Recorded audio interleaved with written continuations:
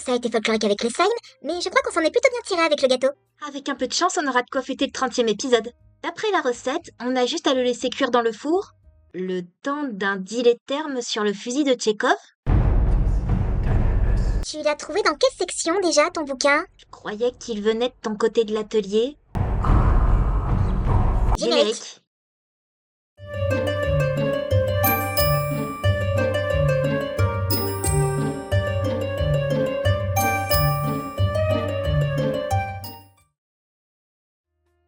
Salut les apprentis sorciers.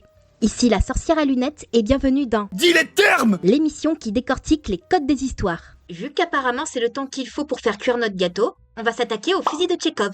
Il va sans dire que les spoils sont très présents dans cette vidéo, donc regardez à vos risques et périls. Le dramaturge russe Anton Tchekhov a écrit « Supprimez tout ce qui n'est pas pertinent dans l'histoire ». Si dans le premier acte vous dites qu'il y a un fusil accroché au mur, alors il faut absolument qu'un coup de feu soit tiré avec au second ou au troisième acte. S'il n'est pas destiné à être utilisé, il n'a rien à faire là.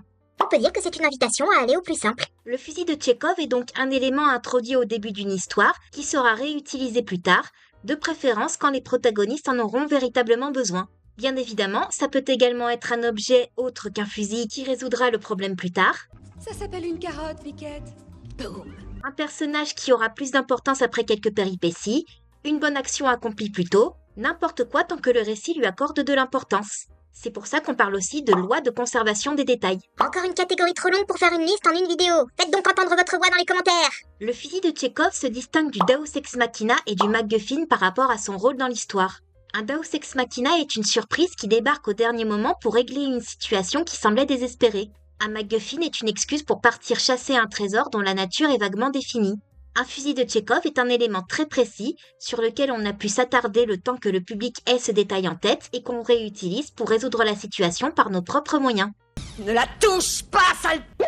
D'ailleurs, on n'est pas obligé de montrer la puissance de feu du fusil de Tchekhov dès le premier acte.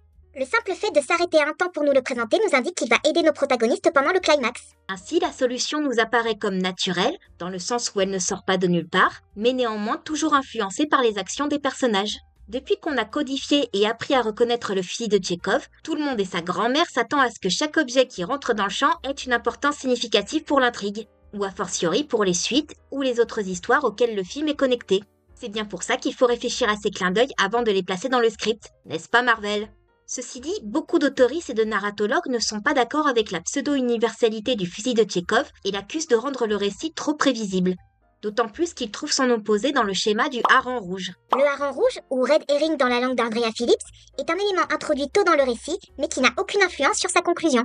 C'est une fausse piste pour détourner l'attention des spectateuristes du véritable fusil de Tchekhov. On associe son utilisation aux histoires policières, dans lesquelles le ou la coupable est souvent le ou la suspecte, le ou la moins évident de.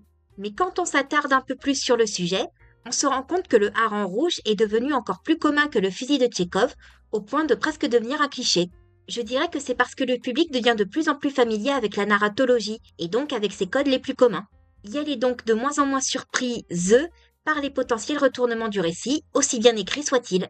Un client demande ce qu'il y a de nouveau. De nouveau? Oui, qu'est-ce que je leur dis, moi? Qu'est-ce que tu leur as répondu? J'ai dit que j'allais demander. Qu'est-ce que c'est que ce bavardage? Quelqu'un a demandé ce qu'il y avait de nouveau. Qu'est-ce que je leur dis? Qu'est-ce que vous leur avez dit? J'ai dit que j'allais demander. Certains et certaines auteurices, productrices et diffuseuses veulent tellement surprendre une audience soi-disant blasée qu'elles tendent à multiplier les harengs rouges pour faire oublier leur fusil de Tchekhov.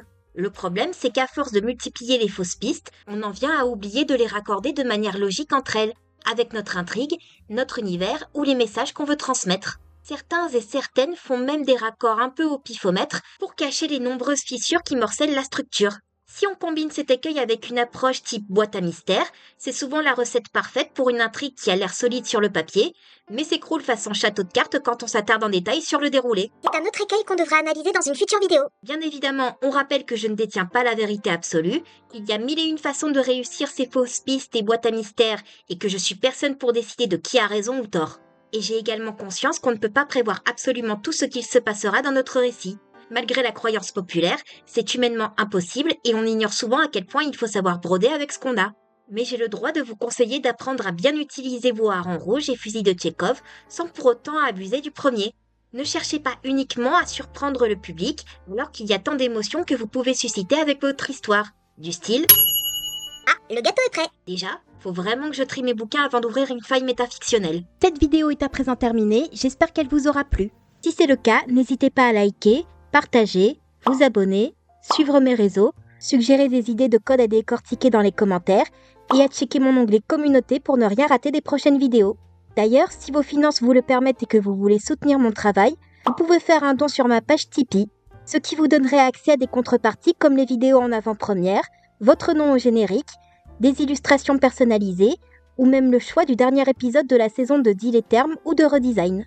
Je vous laisse rejoindre la sortie de l'atelier et rappelez-vous d'éviter de déranger Ozzy en partant.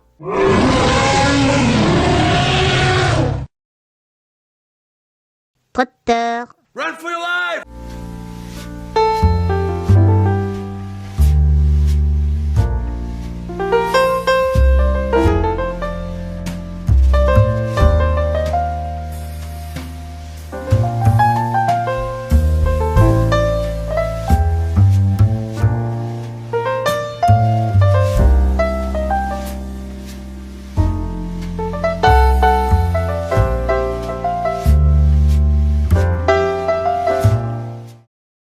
Ça manque de crème quand même. Ah, en 2 épisodes, on devrait pouvoir régler le problème.